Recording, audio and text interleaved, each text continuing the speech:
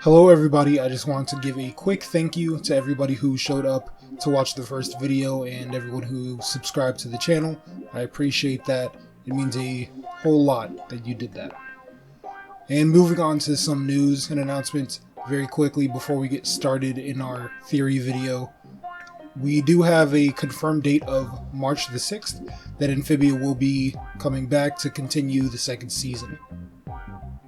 And before we move on, I just wanted to mention that I am going to be kind of spoiling a few things, so quick spoiler warning. I'll give you some time to click off the video if you're not ready. These spoilers will include Steven Universe, Star vs. the Forces of Evil, and The Owl House. So if you're not caught up on those series, then I suggest you click off now and come back when you do get caught up. Starting off with our theory that we're going to be talking about today, I just wanted to mention this is not my original theory. It's one that's kind of floating around, but I find it very interesting, so I do want to talk about it.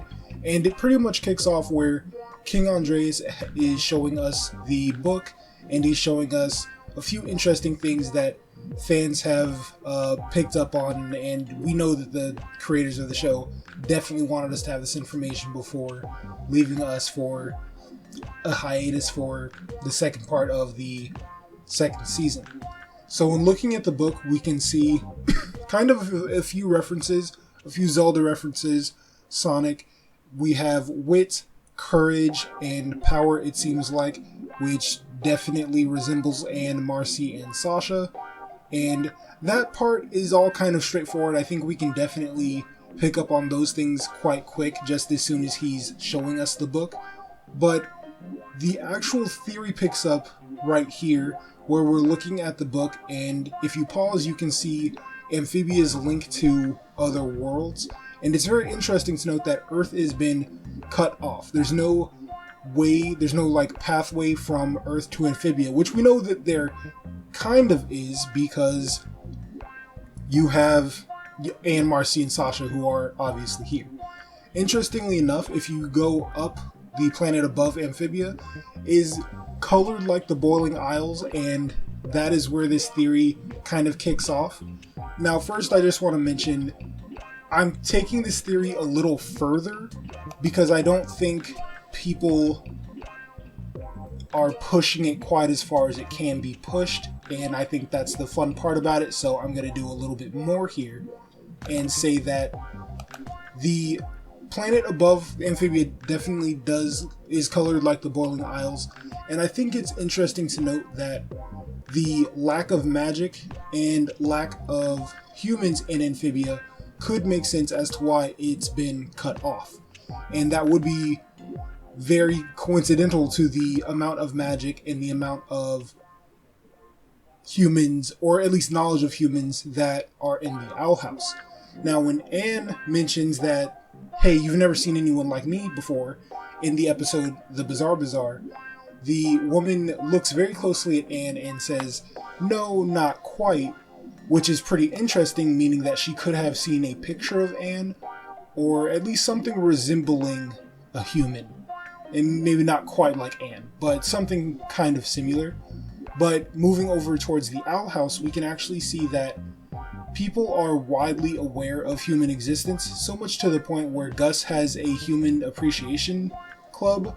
I think it's a club. I'm not sure if it was a class. I'm pretty sure it's a club. Like a school, it's like a school club that he has and he, does. But when you look at the kind of like similarities between, or I guess the differences and similarities in the correlation of human existence and magic, it does kind of tie into the worlds being semi-related. And maybe not enough to like warrant a actual crossover episode, but if we can establish a central universe for the Owl House and Amphibia, that does give us kind of a theory as how difficult it will be for Anne to get home with the lack of magic being in Amphibia. And I know that we do have some forms of magic in Amphibia. We have what I would say is more like alchemy and minor hints of magic, and I know that that is due to the network wanting Amphibia to dial back on magic heavily because it didn't want it to be too similar to current shows like The Owl House, so that does make sense. But I also think that it would be a fun thing for them to do to link the universe, and without making it an actual crossover, it could just be something that's pretty fun. But I think that it gives us a little bit more of a hint as to how Anne, Marcy, and Sasha will get home, or at least how difficult that will be. We can actually see that King Andreas is planning something, and I thought this was very interesting. And I forgot what the episode name is called, but after Anne and Marcy do their puzzle thing, he says, "Let the games begin." And I find that very interesting because you're playing games already, because you're having them do something, but you're actually using them as pieces. And obviously you're up to something pretty intense, and we'll just have to see what that entails.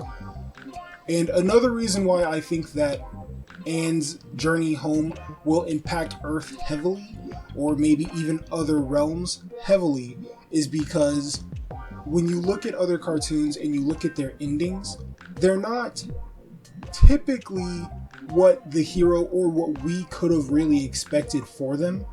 I know some of them can be kind of disappointing sometimes to some people, but regardless, the endings leave the characters in a place of change and in a place of growth, and not of certain